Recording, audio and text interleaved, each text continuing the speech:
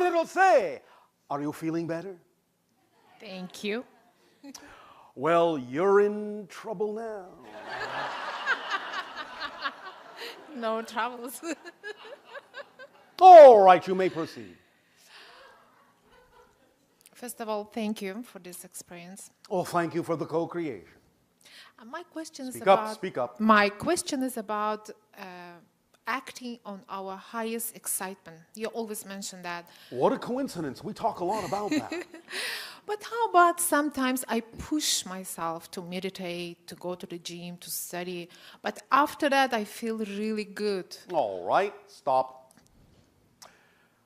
When you look at the idea of acting on something that contains more excitement than something else, but you find that you have to push yourself to do it, it may be because of one of two things, generally.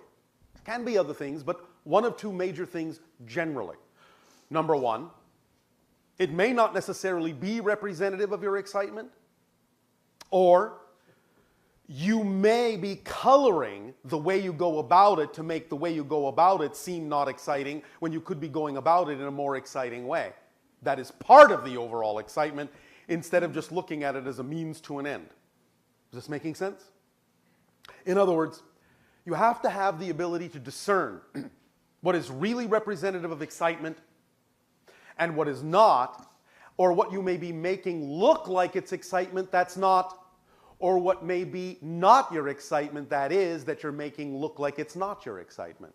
Many things in your belief system can color the way you look at the way you go about doing things. And if you have a different definition, a different belief about a process that is different than the thing itself, and you're not seeing the whole thing, the process and the thing, as one thing, then you will separate those things out and saying, well, the thing itself is exciting when I do it, but getting myself to do it is difficult. Well, that means you're making a segregation between the idea of doing it and getting to do it, when it's actually one thing. If it was something you were really excited about and doing it in the most exciting way you can imagine, nothing would stop you. There'd be no hesitation, and there would be no difficulty. Is this making sense? Usually fun things come, easily. You just don't have to push yourself. Exactly, and that means then you're in alignment with not only the thing itself, but all the ways in which you allow yourself to arrive at the doing of that thing, which are actually all part of doing that thing. This is why we say when you act on your excitement, it's very important, not just the thing itself, but how you do it, where you do it, with whom you do it. All the components have to be in alignment with the excitement, or it's not really a holistic definition of the thing that excites you the most.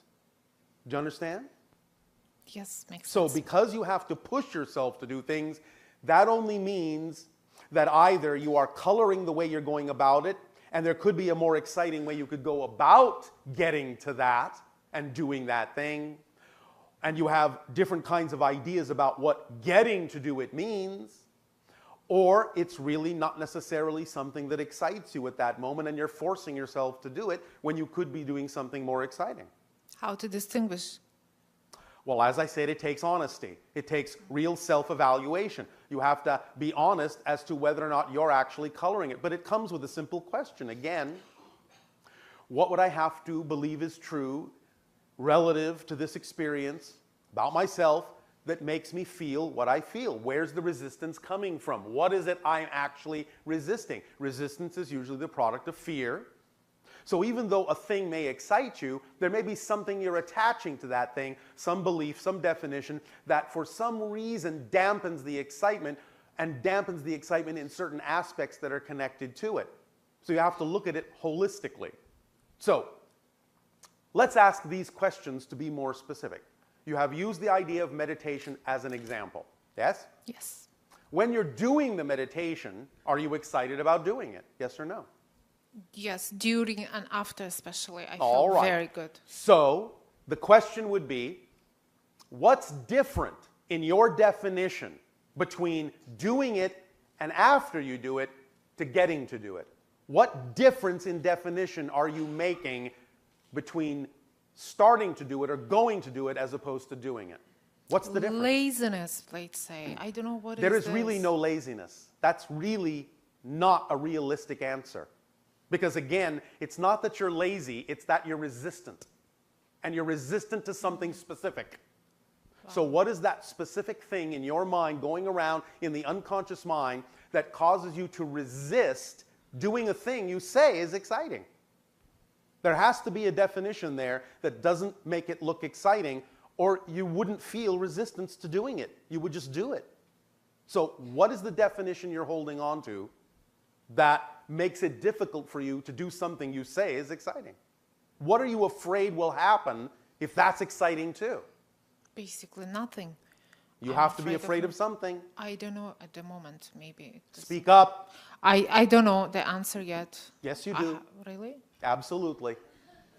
You're just not being honest enough yet. Wow. Let's reverse the question in a different direction. Why are you excited about the meditation? What do you think you're getting out of doing the meditation when you do it? Because I connect, I feel good. It feels good. It basically. feels good. Exactly. And you connect. Exactly. All right. And afterward, there is a kind of an afterglow. You still feel connected. You still feel good. Yes. All right. What is it about before doing the meditation that doesn't feel the same way? The same thing happens going to the gym, let's say. It's the I better understand. example. What is it Just- about the thing before that doesn't, in your mind, think that it can feel the same way? What are you making an assumption about that makes the thing before the thing seem to be something different that won't feel the same? Wow. Can you be specific about what it is you don't enjoy about getting to do it as opposed to doing it? Maybe I push myself a lot. Push yourself. For doing things in the right way, right time. All right. That's And why. so you are tired of pushing yourself. You resent yourself for pushing yourself. Therefore, you argue with yourself and resist yourself because you think you have to push yourself to do something exciting. But that's a contradiction. If it's really exciting, you wouldn't have to push yourself. Maybe you think you're lying to yourself about those things being exciting. Are you just using them as a cover for something more exciting? Are you using them as a fallback, a default position for something else you could be doing that would actually be more exciting, but that you're afraid to do? Maybe. Well, what would that be? If you were willing to truly act on the things in your life that are most exciting to you, what are you afraid might happen if you did that? Yeah, basically nothing. I know. Just the happiness. Nope, you're not being honest. You have to understand this is a very obvious thing. If you find resistance in your life, it is usually because there is either a fear-based definition or you are assuming you have to do something you don't really have to do. So let's approach the first one and the second one in a different order.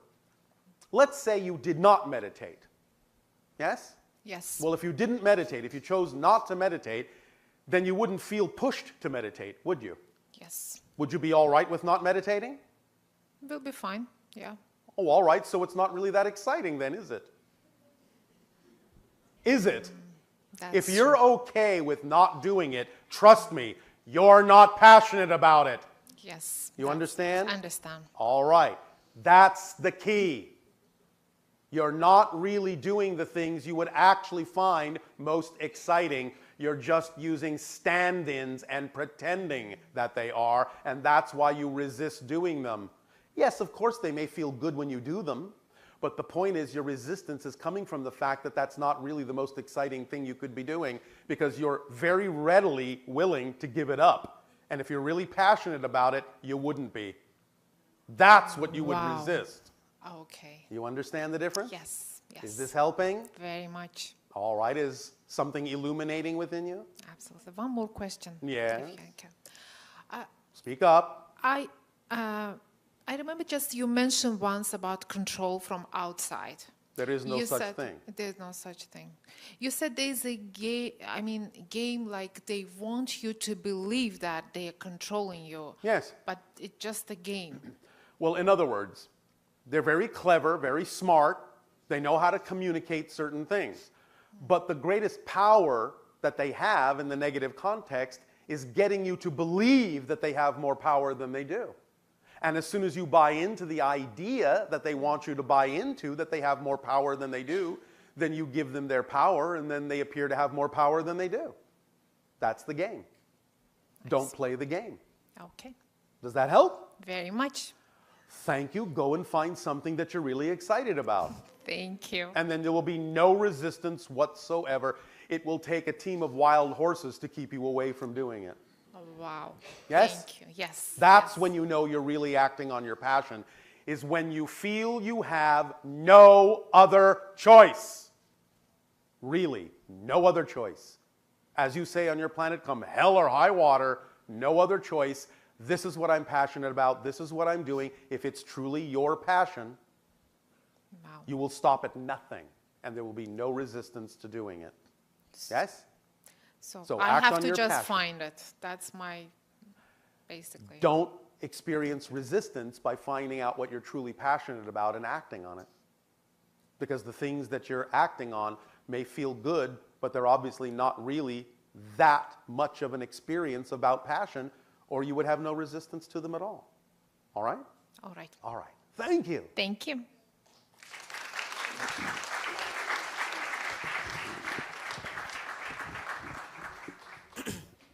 Hello, Tadeo. Good day to you, Nania. Speaking of hell, Yes. I wanted to ask you, in your travels of contact, what is the darkest, most negative civilization that you've encountered, and how would that compare with what you see on Earth? If you wish any kind of a comparison at all, it would be the idea of a civilization that doesn't know that there is any other option other than what it is experiencing that allows it to feel completely and utterly hopeless and despairing. And in that despair, there is absolutely no inkling that there can be anything else. You have the freedom to know there is something else. Yes? Yes. Yeah, we have the The yin greatest yangs. hell is the one you don't know you're in. So, like the ancient Orion system. Closer, but even there were those that resisted. There are dark places you don't want me to take you to. Do you understand? Yes, and in fact, I know that one of the things that humans feel challenged by is dealing with the levels of darkness that are on our planet, that are Yes. expressed on our planet. And sometimes they are relatively dark compared to other places, and that's fine because you are a master class. You can graduate from this. You can transform the darkness into light, which is an expression of your power. And relative to the places you just asked me to describe, you have it pretty easy. So count your blessings. There's always a silver lining. There is I know. always a silver lining, yes. And so when we're dealing with darkness, Yes. and particularly I've noticed that as people expand their awareness and become more connected with other dimensions and everything, that also what can happen is great fear can come up. Fear of demons. Yes. Fear of negative aliens. Yes. To the point of almost a hysteria. And Yes. and when I say that, I say it with compassion, because if you've ever experienced that degree of negativity being in your face, in a sense, Yes. it is utterly and completely terrifying. Yes, of course, that's what it's designed to be. And so, is there something that you could say about, as people go along on this journey, and perhaps those kinds of negative energies that are so frightening? I just said it. I just said it. Just to count your blessings? No, that's what it's designed to be. It's designed to terrify. Yes, that's its job. That's what it's designed to be. You have the entire spectrum of experience within creation. Some things are designed to reflect joy. Some things are designed to reflect terror. That's its job. That's what it's designed to be. When you know that, it will start to appear simply like the villain in a play that's wearing a mask, but you know there's simply an actor beyond it that doesn't have the intention that the mask is designed to convey, but the actor is playing a part. Therefore, if you understand, no matter how terrifying something may seem, that it is simply what it's designed to play, that starts to remove the charge, because you start to see through the mask, and you start to realize that behind everything, no matter how brilliant, no matter how bright, no matter how gray, no matter how dark, no matter how terrifying, behind everything is the same spark of source and all that is, and there is nothing that's happening that doesn't have a reason for happening. It's all valid, and it's all part of the play. And with Star Wars, I'm remembering that scene where Luke Skywalker goes into the swamp to face his fear. This seems to be some sort of a rite of passage, or it's called your dark night of the soul. Okay, and so can you share with us in that representation what exactly? It's an opportunity to recognize the polarity that exists within each and every being, to acknowledge it, to own it, and then to balance it, to neutralize it, to learn from it, to propel you toward what you prefer. Yes? Yes, that we need to get to a place where we don't, in a sense, condemn evil. We don't hate evil. Because you're only hating a reflection of yourself. And that, if you wish a definition of evil, is evil.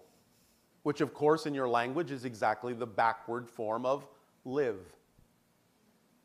Yes? To not live is evil.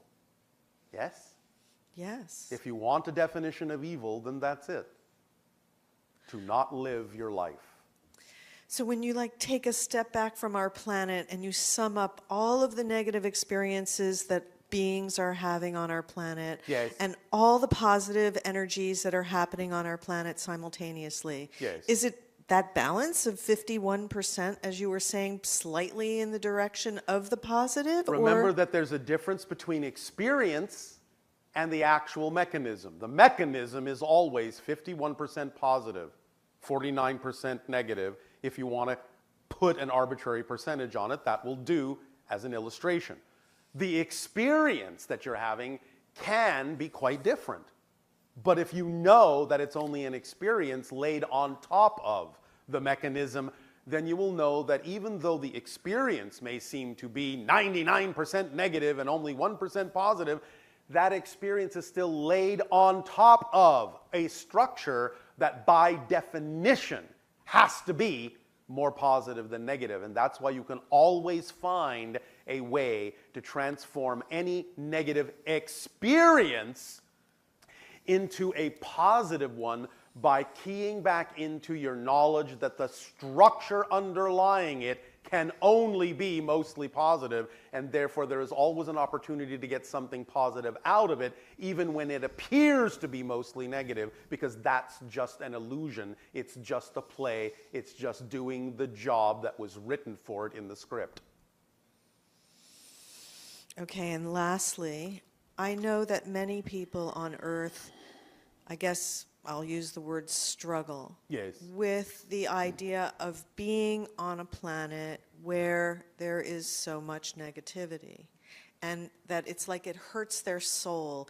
It's like they can't stand it, that there's so much suffering, that all of these things that put the individual in a state that's obviously a negative state, condemning the negative state. Yes, which adds more negativity and increases and expands the experience of suffering. Instead of using the suffering as a lesson to create a reality where there is no longer suffering, which would be the compassionate way to read the suffering.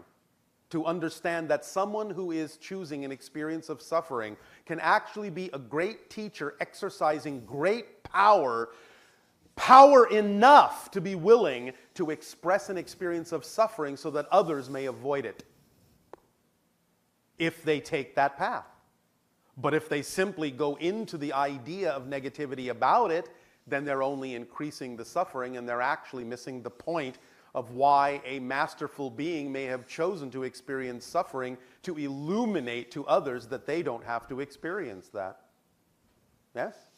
Yes, so if individuals find themselves, in a sense, getting down about the way things are and everything, if we were to think of one image, one way of illuminating your frequency and feeling good about Earth. Take responsibility. I chose to be here. Why? I am here to experience something that will allow me to recognize myself as more than I recognized myself as before. There is a positive reason that I can extract from every experience here. That's why I chose to be here, not only for myself, but in extracting positive experience from even the negative situations, I will act as a shining example that will help all others know they can do so too. I am here for them, I am here for me, I am here to have an experience of all that is equally valid to any other experience, and it's about finding a way to allow this to work for me instead of assuming in any way, shape, or form that I am a victim at anyone's mercy, because everything is in my hands here, and it is all made out of unconditional love. All I have to do is align with that knowledge, and I will experience it to be so. Beautiful. Thank you so much, Tadeo. You are welcome, Nania. On that note, you may all begin to relax and take a deep breath in and really begin to relax into yourself. Hey, Bashar. And you good day. First, I just want to say thank you so much, you and Darryl, for doing what you do. I find your expressions so funny, and I love the way you do, and you're hilarious. And we think many of you are quite hilarious too. In fact, since you bring it up, I will now let you in on a little preview of something to come in your year of 2015. All right. In one of our transmissions, we will bring in a young being from our society who has absolutely no idea what your society is like. And you're going to get the opportunity to explain some concepts to him. And let's see how that goes. It'll be a lot of fun, I guarantee.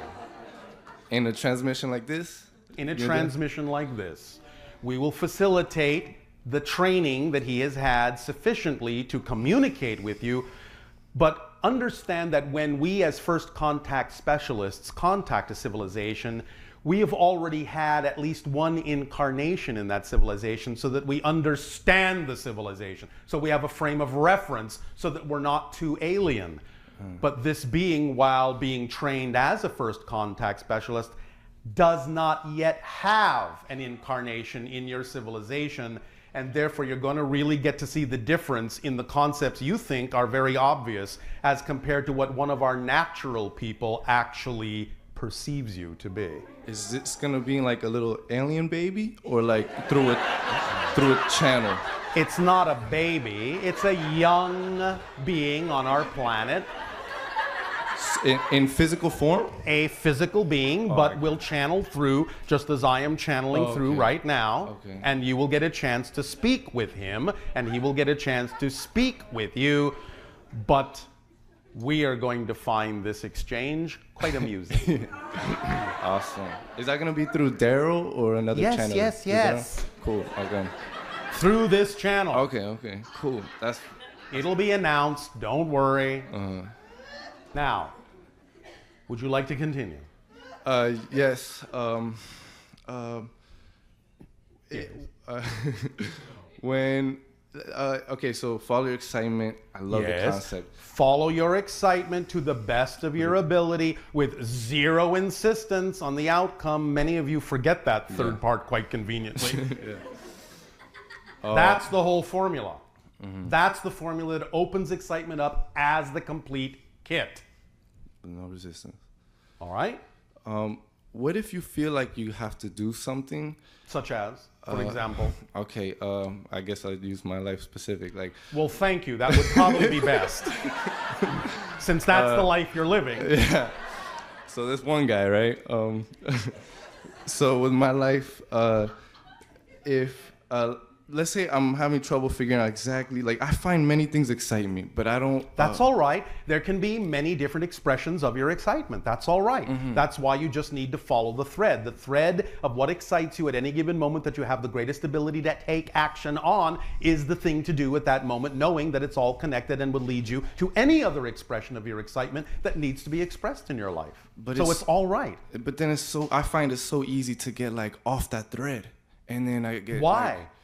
Off what thread? If you're following the thread, how can you be off it? Because let's say I'm with like a group of people or family or something, and I feel like maybe I'm like, I really want to do that. And do what? Do something totally different, like run off, like I gotta go do that. And all right, and that's I don't want fine. to. But then I feel that pressure.